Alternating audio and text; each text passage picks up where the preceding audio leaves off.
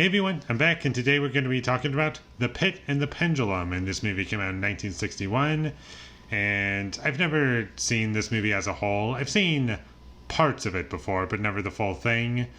And watching it, I kind of had a weird experience because I have never seen this movie as a whole, like I've said earlier.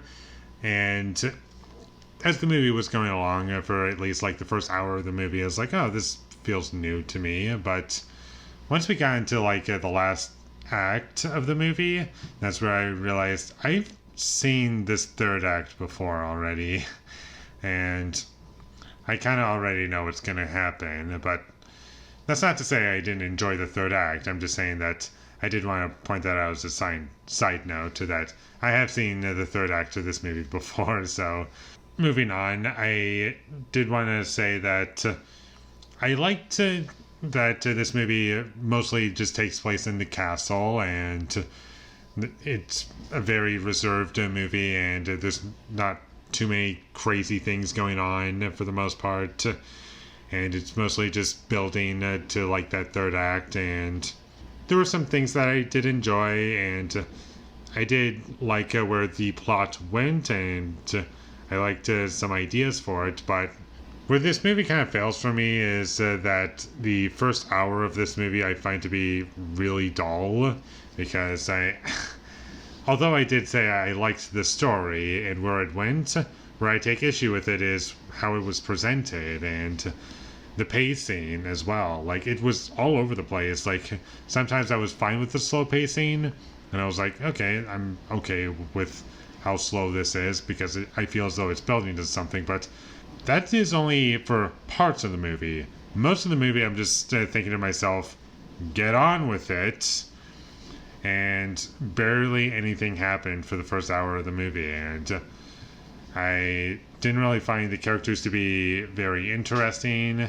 I did like the performances in the movie. I thought Vincent Price was good, and the characters, they're not terribly written, and you understand what's going on. But all in all, I just wasn't really invested in anything. And the movie had like purpose in terms of like decisions that it was making. And I know this movie was based off of a short story, and the movie did have to make some creative decisions, like to make it feature length, and that's why it's an hour and 25 minutes, because it's trying to be feature length. And personally, I think this movie would have worked better as a short film, because I just don't really care for what's going on for the vast majority of the film.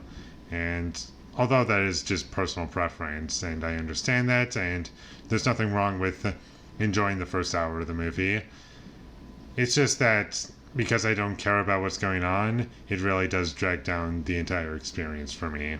And to get back into some positives, the third act, although I did mention I saw it already, I thought that was the best part of the movie, honestly. And that's when things were happening, and I felt like I was getting a payoff. And it is very well executed, very intense, and things look real, and there are things that I admire about it. And although there are some things in it that I found to be kind of unnecessary, I did like where it was going. And although there were some elements in the third act that I found to be kind of unnecessary, there were things that I did like. I liked the third act more than I didn't, is what I'm trying to say. And that's basically what saves the movie from being just a complete snooze fest for me, is that the third act is pretty good. The rest of the movie, I would rather just watch a summary of events that happened instead of just actually watching it, because I wish I could just get a cut where I can just read what's happened up until this point, like really briefly.